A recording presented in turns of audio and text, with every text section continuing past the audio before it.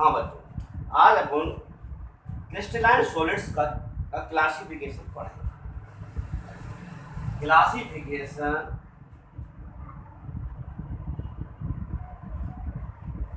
Of crystalline solids.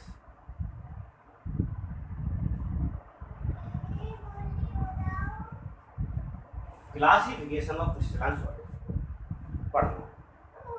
तो जितने भी क्रिस्टलाइन सॉलिड्स हैं उनको 4 क्लासों में क्लासिफाई किया है। 4 क्लासेस। किस बेस पर? बेस है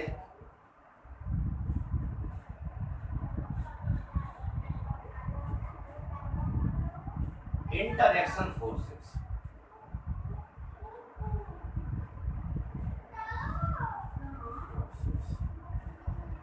एंड नेचर ऑफ constituent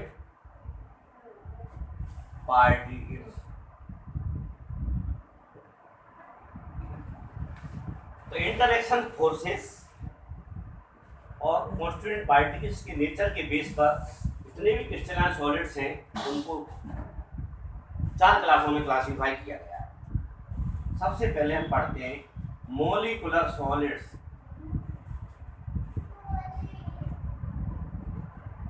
देखो भाई, नाम से ही क्लियर है, molecular solids means constituent particles होंगे मॉलिक्यूल्स।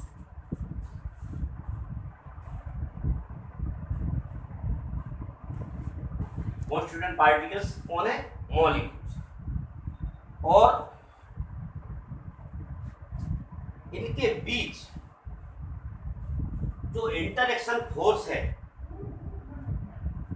मॉलिक्यूल्स के बीच जो इंटरएक्शन फोर्स है, जो मॉलिक्यूल्स को आपस में पकड़ के रखता है, होल्ड करके रखता है, उस बेस पर मॉलिक्यूलर सॉलिड्स 3 क्लासों में क्लासिफाई किए गए।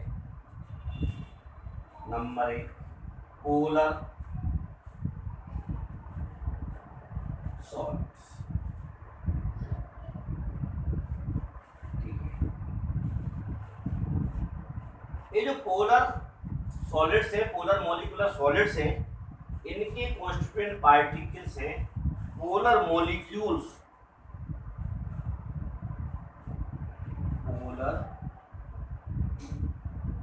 Molecules.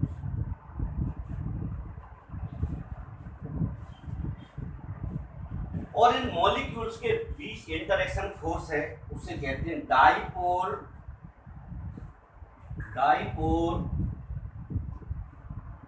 Interaction force. Dipole interaction force. ठीक है, तो polar solids, constituent particles, polar molecule. Example आप देखिए, HCl solid, SO2 solid, NH3 solid, HCl solid molecule. H पर प्लस चार्ज है, Cl पर माइनस चार्ज, यानी पोलरिटी। यहाँ भी पोलरिटी ऑक्सीजन, सल्फर पर प्लस, ऑक्सीजन पर माइनस, नाइट्रोजन पर प्लस, नाइट्रोजन पर माइनस, हाइड्रोजन पर प्लस, यानी कि पोलरिटी डेवलप हो गई। पोलरिटी डेवलप होने से ये जो मॉलिक्यूल्स हैं आपस में एक दूसरे से होल्ड, डाइपोल इंटरएक्शन द्वारा होल्ड। ये जो सब्सटेंस सॉलिड हैं ये नॉर्मल टेम्परेचर पर या तो ये लिक्विड होते हैं या गैसियस होते हैं।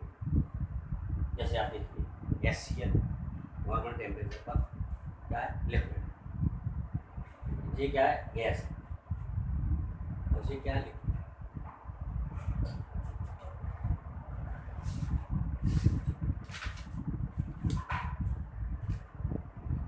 दूसरा टाइप है मॉलिक्यूलर सॉलिड्स में, दूसरा टाइप है नॉन पोलर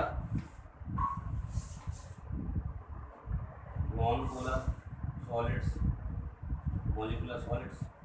इनकी जो कॉन्स्टिट्यूएंट पार्टिकल्स हैं वो non polar molecules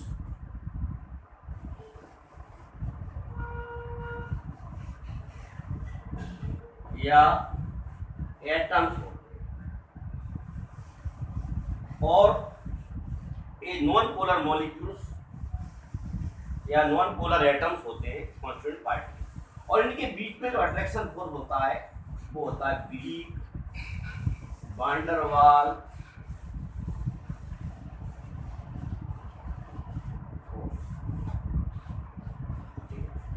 attraction force कौन है?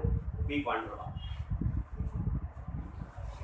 एग्जाम्पल इसमें याद रखा है, जैसे अपन कहते हैं इसमें हाइड्रोजन, सॉलिड हाइड्रोजन है ना, solid chlorine, solid helium, proton particles atoms.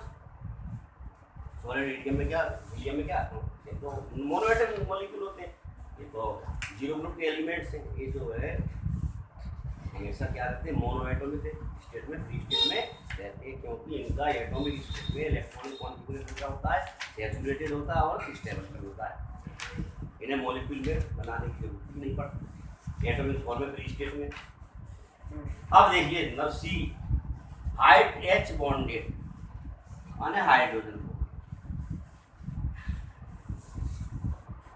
Molecular या सॉलिड्स, मॉलिक्यूलर सॉलिड्स, ठीक है।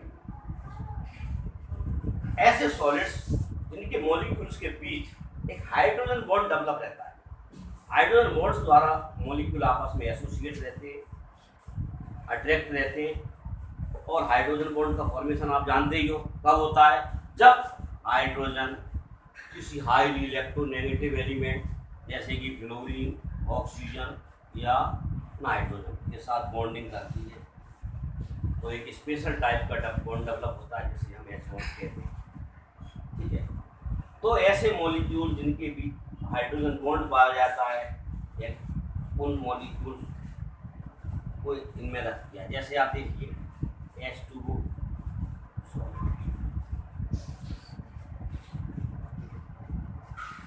इसमें हम सॉलिड अमोनिया भी ला सकते हैं पोलरिटी की वजह से, क्योंकि हाइड्रोजन बॉन्ड है, ठीक है तो मॉलिक्यूलर लिपिड। अब आप देखिए मॉलिक्यूलर सॉलिड्स, आपको थोड़ा सा डिटेल पढ़ना है। अब इसके बाद मॉलिक्यूलर सॉलिड्स के बाद है आयोनिक सॉलिड्स।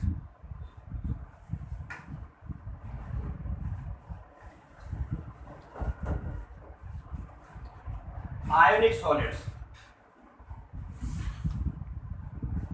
आयोनिक सॉलिड्स नाम से ही क्लियर है, constituent particles ions, positively charge cation, negatively charge anion. Constituent particles कौन है? Cation and anion. कैटायन जो होते हैं पॉजिटिवली चार्ज होते हैं, और एनायन जो है नेगेटिवली चार्ज होते हैं, और कैटायन और एनायन के बीच स्ट्रॉन्ग कूलोम्बिक अट्रैक्शन फोर्स, जिसे हम आयनिक फोर्स भी कहते हैं, आयनिक बॉन्ड कहते हैं, इसलिए इनका नाम है स्ट्रॉन्ग कूलोम्बिक अट्रैक्शन फोर्स है, इसलिए इनका दूसरा नाम है इलेक्ट्रोवैलेंट सॉलिड। इलेक्ट्रोवैलेंट सॉलिड, तो आयनिक सॉलिड का दूसरा नाम क्या दिया? इलेक्ट्रोवैलेंट सॉलिड, ठीक है। अब देखिए तीसरा जो टाइप, इसमें एग्जांपल देखिए आप, इसमें एग्जांपल रखेंगे हम NaCl, solid NaCl, solid KCl, यानी जितने भी सॉल्ट्स हैं उन सबको हम इसमें रख सकते हैं, AgCl, AgBr, ZNS, तमाम जितने भी सॉल्ट्स हैं वो सब आयनिक सॉल्ट कहलाएंगे। तीसरा जो टाइप है वो क्या है? Covalent solids. अब देखो बेटा, कोवेलेंट सॉलिड्स में कॉन्स्टिट्यूएंट पार्टिकल्स हैं एटम्स,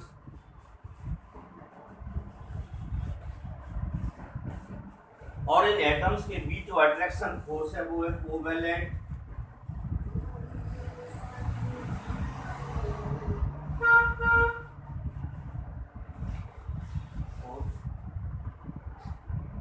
और जानते हो आप कोवेलेंट बॉन्ड कब बनता है, कैसे बनता है, एटम्स के बीच इलेक्ट्रॉनों की शेयरिंग से बनता है। ठीक है, क्या होता है जो सॉलिड्स है इनमें कोवेलेंट बॉन्ड का एक कंटिन्यूअस नेटवर्क होता है, इसलिए इनको एक दूसरा नाम दिया network solids. Network covalent bond का एक कंटिन्यूअस नेटवर्क है, इसलिए इनका नाम दिया नेटवर्क सॉलिड्स। अभी कोई पूछे भाई क्या है ये नेटवर्क सॉलिड का, कोई अलग से है, बोले नहीं अलग से, ये तो कोवेलेंट सॉलिड ही है। वो तो कोवेलेंट बॉन्ड का एक कंटिन्यूअस नेटवर्क चलता है, लंबा नेटवर्क चलता है। ठीक है, इसमें एग्जांपल आता है डायमंड। और भाई सिंबल तो सी, ग्रेफाइट, इसका भी सिंबल क्या बनेगा बेटा, सी। सिलिकॉन कार्बाइड सिंबल लिख देते हैं, यानी से पूरा नाम लिखते हैं, सिलिकॉन कार्बाइड, सिंबल बनता है SI, सिलिकॉन कार्बाइड। ठीक है, अब अपना जो फोर्थ जो चौथे नंबर पे है उसका नाम है metallic solid.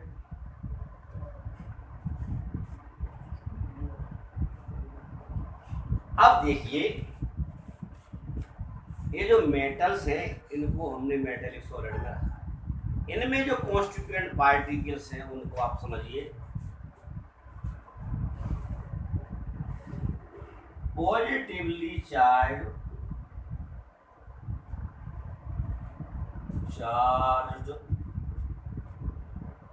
Metal ion, metal ion, इसी नाम और दिया है, पॉजिटिव आयन को हमने नाम दिया है कर्नेल, और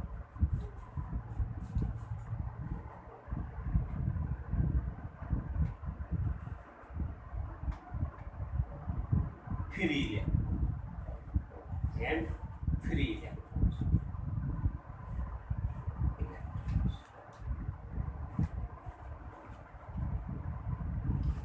क्या है, ये जो मेटेलिक सॉलिड्स हैं वो आप जानते ही हो इलेक्ट्रिसिटी के बेस्ट कंडक्टर होते हैं, गुड कंडक्टर होते हैं। क्यों?